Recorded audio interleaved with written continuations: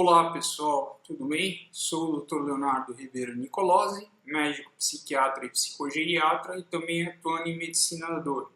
O assunto de hoje chama-se opioidofobia. O que é? Seria o medo que os colegas não especialistas têm de prescrever opioides, principalmente opioides fortes, e o medo dos pacientes receberem. Então, assim, se um paciente que não tem um câncer no estado avançado, a gente, em determinadas situações, a gente prescreve Oxycontin ou prescreve morfina, o paciente se apavora, ele fala, ou não quero tomar, não é para mim, o médico é maluco. Aí eu pergunto, eu agora troquei a medicação porque às vezes eles desenvolvem uma tolerância, mas assim, eu estou há 25 anos com dor, há pelo menos 20 tratando com opioide, períodos com opioide, períodos sem opioides, nunca tive uma overdose. E também assim, que eu saiba, eu não tenho nenhuma doença que, fora a paralisia cerebral, que seja crônica e vá limitar a minha expectativa de vida. Então eu falo, olha, eu não tenho câncer, não tenho nada, eu pareço terminal para você. Aí o paciente, não. Eu falei, olha, eu uso ou já usei morfina, já precisei, porque dores muito fortes, dores nociceptivas, ou de cunho ortopédico. Então aí o paciente fica mais tranquilo, né? E dos médicos, assim, você tem médico que você vê o cara, todo o paciente todo arrebentado, com politrauma, e aí tem lá dipirona, 1 grama se necessário, e quando muito tem tramal, que é um opioide fraco. Então, assim, dentro da escala da OMS, tem lá opioides fracos, tem a codeína e tem o tramal. Aí o paciente está morrendo de dor e, tipo, o cara tá com isso daí e aí isso daí, como eu falei no outro vídeo, da mesma forma com que você, após uma cirurgia, se o paciente tem dor crônica, ele tem um risco aumentado de ter uma segunda dor se não tiver um acompanhamento.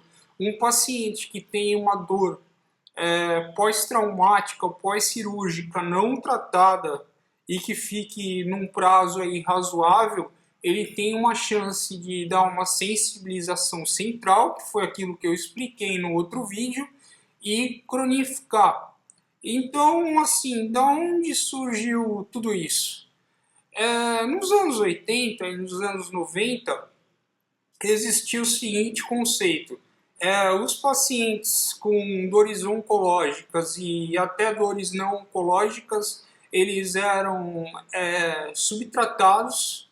Então, nós tínhamos o que é hoje, o pessoal não prescrevia opioide, e aí tipo impactava na qualidade de vida e o questionamento era não, nós temos que tratar esses pacientes. Aí assim, naquela época a visão era pró-opioide. Aí aconteceu que acho que muita gente conhece, já saiu série no Netflix do Oxycontin, né, da oxicodona. Qual que é o problema daquilo lá?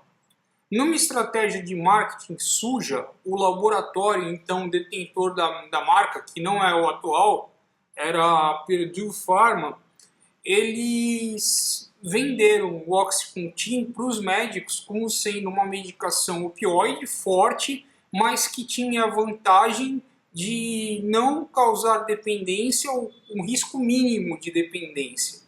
Então, o que acontecia? Através de estudos fraudados. Tá? Então, o que acontecia? Poxa, se eu sou médico, não especialista, e alguém me aparece com um opioide forte e que não causa dependência, opa, vamos prescrever para todo mundo. O cara chegou e tal, tá com uma dor de dente, por que eu vou prescrever um anti-inflamatório se eu tenho um remédio muito mais forte que não vai, que vai melhorar a dor pós-cirúrgica do dente, ou o cara quebrou o braço, o cara fez qualquer coisa Para que eu vou torcer o tornozelo, o joelho? Para que eu vou chegar e vou dar um anti-inflamatório se eu posso dar um remédio muito mais potente e que vai ajudar o paciente? Então foi o que aconteceu.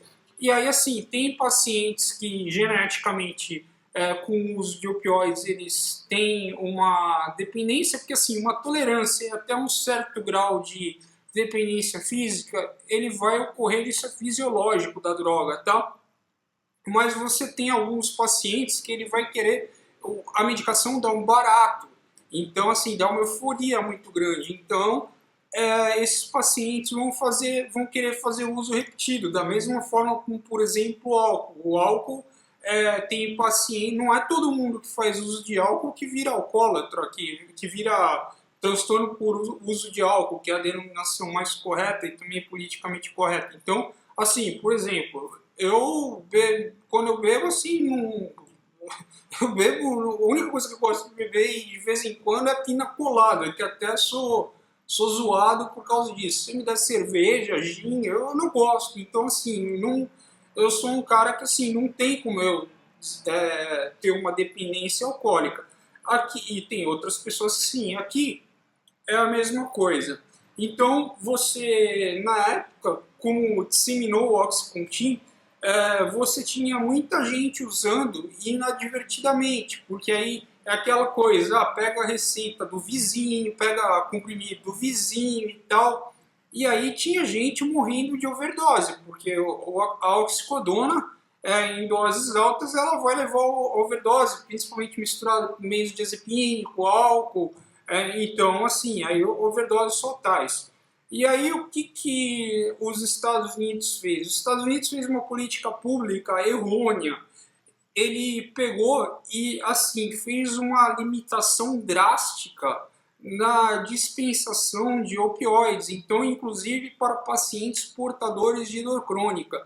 Então o DEA, que seria lá um braço do Departamento de Narcóticos americanos, que eles que controlavam a quantidade de remédios, entre aspas, entorpecentes. Então, imagina aqui como está indo no Supremo Tribunal aí, que eles devem passar a maconha, acho que até 60 gramas. Então, assim, vamos supor essa situação, não que eu defenda isso, mas vamos supor essa situação. Aí, vamos supor que isso daí seja lá, embora a maconha seja livre lá, né, em alguns estados. Então, os caras vão fazer a fiscalização.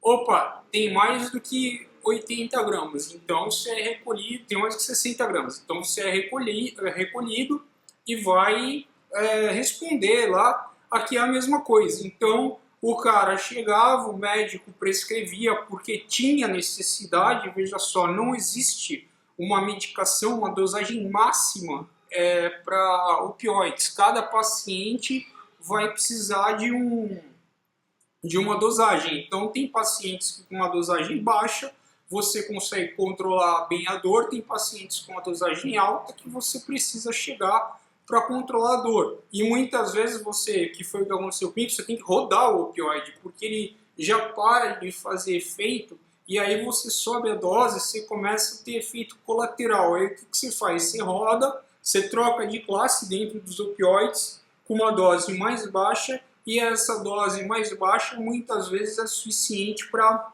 chegar e trazer o alívio necessário. Então, assim, eu sempre falo, esse vídeo vai ficar longo, mas tudo bem. Quem tiver interesse, eu acho muito interessante, porque eu vou explicar tudo aqui, né? Então, é o que eu falo para os pacientes. O opioide forte, então, uma oxicodona, até o fentanil.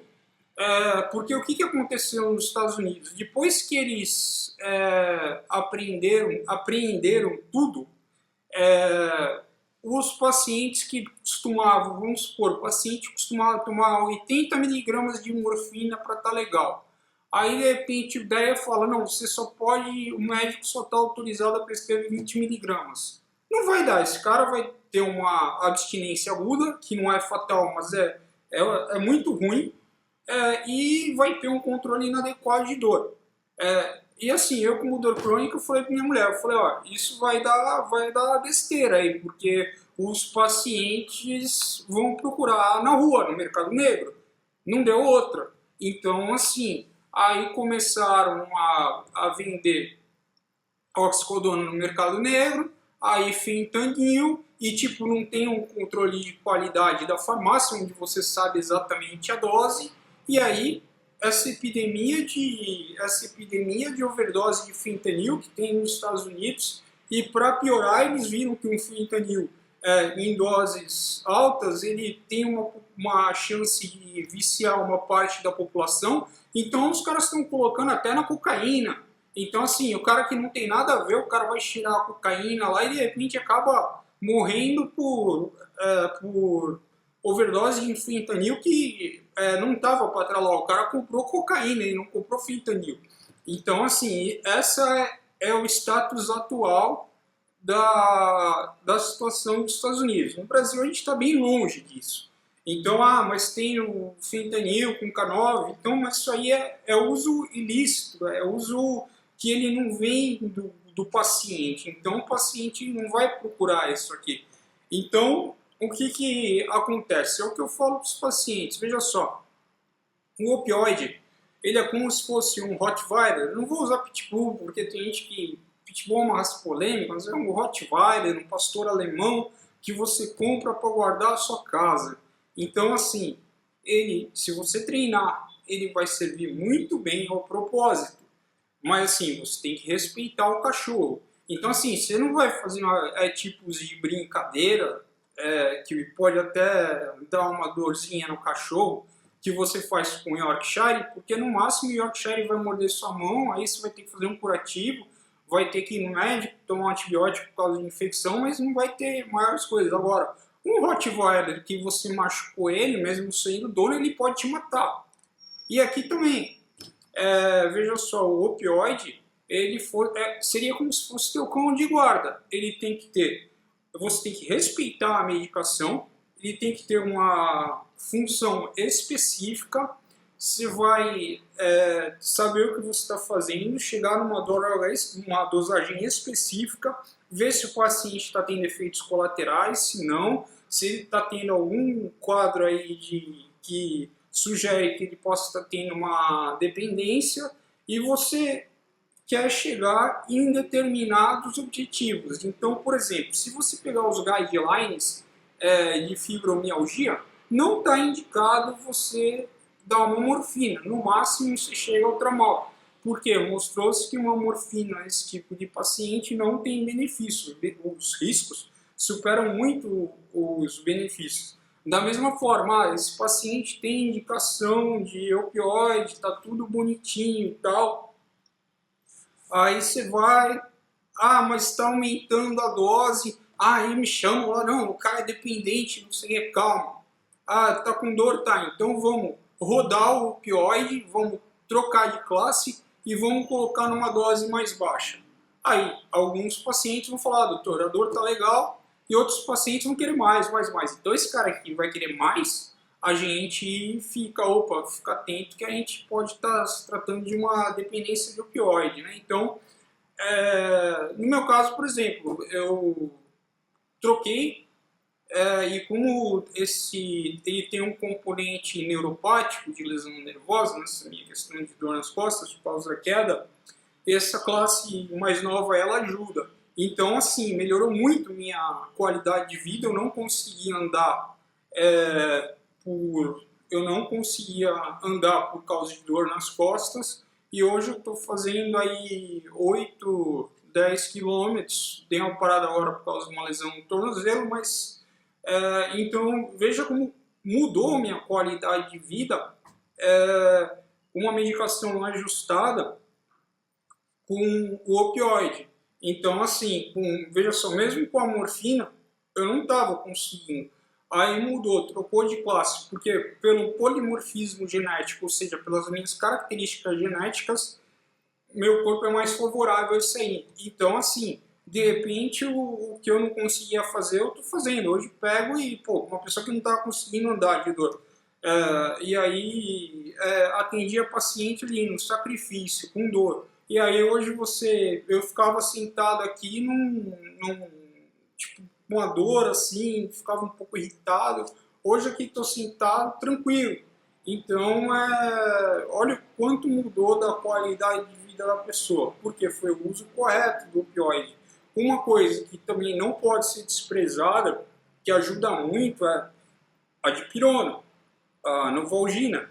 Então, assim, se você, quem é estudador, ele vai ver que do paciente com uma dor mais fraca até o paciente com uma dor mais séria em cuidados paliativos, neoplásicos, ou seja, câncer, ele vai ter dipirona na prescrição, porque ela é um remédio seguro.